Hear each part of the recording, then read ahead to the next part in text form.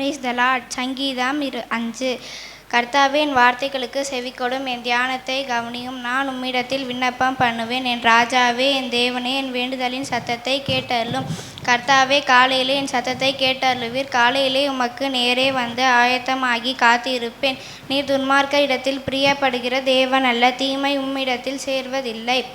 வீம்புக்காரர் உம்முடைய கண்களுக்கு முன்பாக நிலை நிற்க மாட்டார்கள்.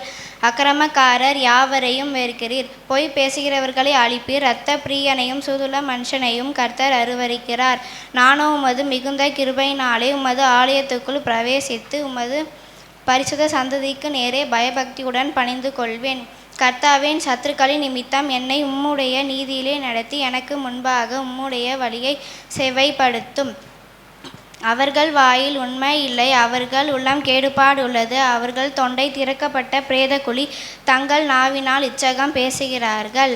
தேவனே, அவர்களை குற்றவாளிகளாக தீரும்.